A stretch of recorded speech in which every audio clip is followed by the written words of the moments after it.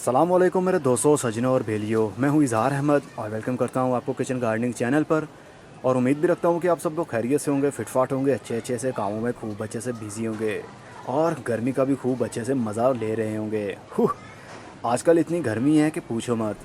दिन में 2 या 3 मरतबा भी पौधों को पानी लगाया जाओ तो उनकी मिट्टी फिर भी ड्राई हो जाती है शाम तक, क्योंकि गर्मी जो हुई। तो जहाँ पर इतनी ज़्यादा गर्मी हो वहाँ पर कुछ पौधे बहुत अच्छे से ग्रोथ करते हैं और उनको फूल भी लगते हैं और उनकी ब्रांचेस भी निकलती हैं। ये आपके सामने हाइबिस्कस का एक पौधा है। इसके ऊपर मैंने डिटेल के साथ वीडियो बनाई थी करीब 1.5 साल पहले। आज इसकी केयर के बारे में थोड़ा सा फिर बात करना चाहता हूँ। बहुत से लोगों के पास हाइबिस्कस के पौधे होते हैं लेकिन वो फूल नहीं देते, और समटाइम उनकी कलियाँ लगती हैं लेकिन वो पीली होकर झड़ जाती हैं। और इसकी फ्लावरिंग का सीज़न कौन सा है और इसकी ग्रोथ का सीज़न कौन सा है और इसकी प्रूनिंग का सीज़न कौन सा होना चाहिए, इस वीडियो के अंदर हम बात करने वाले हैं। तो आप लोग मेरे साथ बने रहें।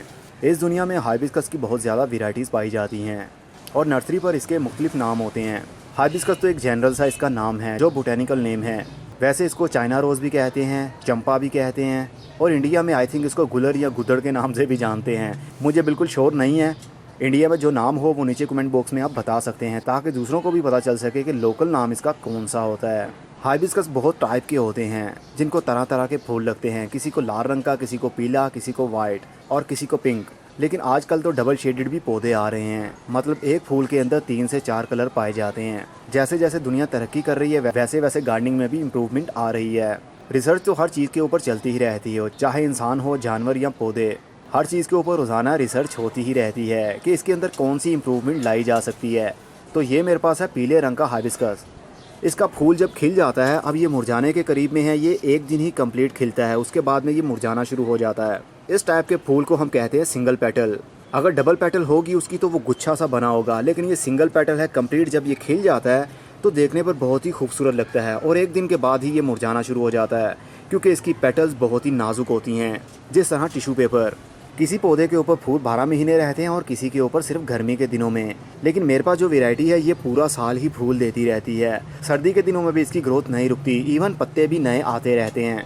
लेकिन मोस्टली हाइबिस्कस को गर्मी अच्छी लगती है और गर्मी के दिनों में ही वो ग्रोथ करते हैं और उनको कलियाँ लगती हैं और फूल खिलते हैं। समटाइम आपके पौधे को कलियाँ लगती हैं लेकिन वो पीली होकर झड़ जाती हैं। इसकी 3 रीज़न्स हैं।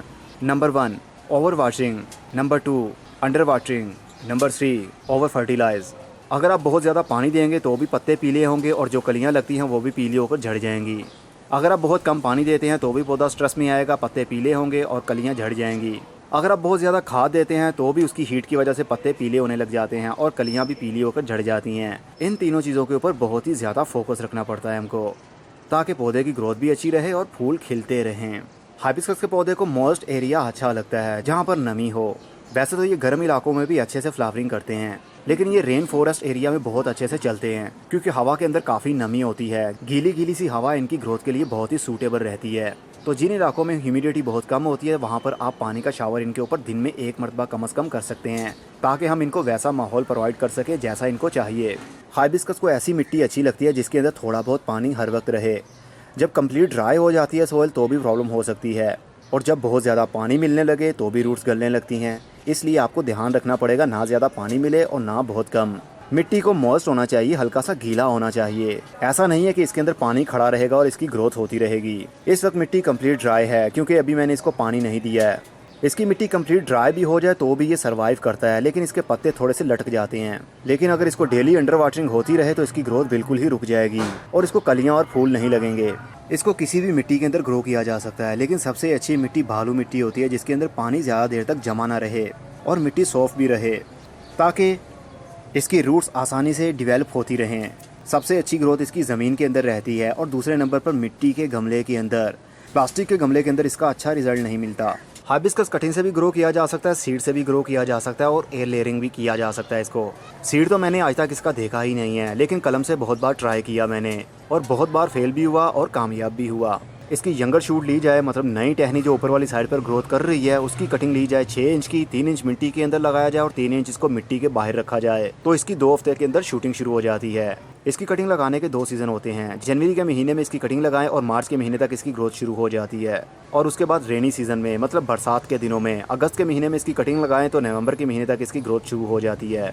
इस पौधे की लकड़ी हमेशा ही सॉफ्ट रहती है, मतलब टिम्बर नहीं बनती, सख्त नहीं ज़्यादा होती। अगर पुरानी ब्रांच की कटिंग लगाई जाए तो भी वो चल सकती है।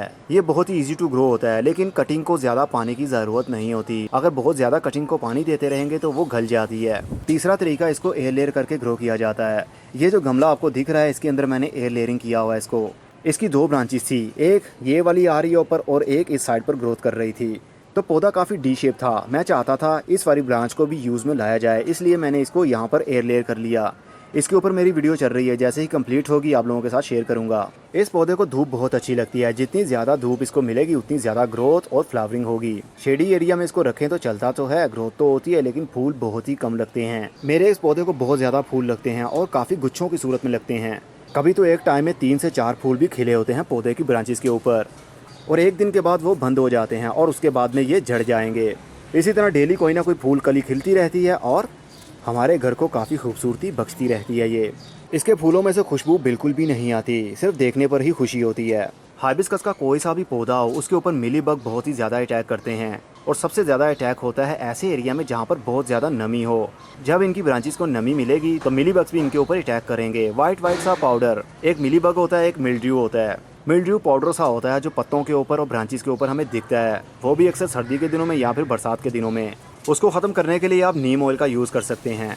1 लीटर पानी के अंदर 3 से 4 ड्रॉप नीम ऑयल के डालिए और हर 3 से 4 दिन के बाद स्प्रे किया करें पत्तों के ऊपर और टहनियों के ऊपर। और अगर केमिकल का यूज़ करना चाहते हैं तो अमीडा क्लोपिड इसके लिए सबसे बेस्ट रहेगा। 1.5 लीटर पानी के अंदर ½ टीस्पून आप डालिए और मिक्स करके स्प्रे करें। उससे एफर्ट्स मतलब तेला भी मर जाएगा और मिलीबग और मिल्ड्यू भी। अब बात कर लेते हैं इसके लिए सबसे बेस्ट फर्टिलाइज़र कौन सा है। इसके लिए आप NPK 20-20-20 12 महीने ही यूज़ कर सकते हैं। ग्रोइंग सीजन के अंदर हर 7 दिन के बाद आप यूज़ करें, और जब ग्रोइंग सीजन ना हो तो 20 दिन के बाद। ग्रोइंग सीजन पौधे का तब होता है जब उसकी ग्रोथ हो रही हो। जैसे मोस्टली हाइबिस्कस के पौधे गर्मी के दिनों में ही ग्रोथ करते हैं, तो इसका मतलब ये हुआ इनका ग्रोइंग सीजन गर्मी के दिनों में है।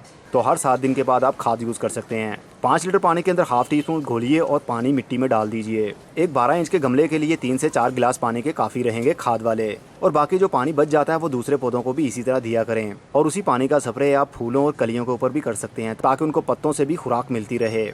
इस पौधे की प्रूनिंग ऑफ सीजन में की जाती है, जब इसकी ग्रोथ का सीजन ना हो। नवंबर, दिसंबर और जनवरी के महीने में इसकी हार्ड प्रूनिंग भी आप कर सकते हैं। जितनी ज्यादा ब्रांचेस आप काटेंगे वहाँ से फ्यूचर में 2 या 3 शूट्स मतलब ब्रांचेस निकलेंगी। तो जितनी ज्यादा ब्रांचेस होंगी उतने ज्यादा चांसेस होंगे कि फूल ज्यादा खिलेंगे। इसलिए पौधे की प्रूनिंग और पौधे की ग्रोथ के लिए प्रूनिंग करना बहुत ही जरूरी हो जाता है।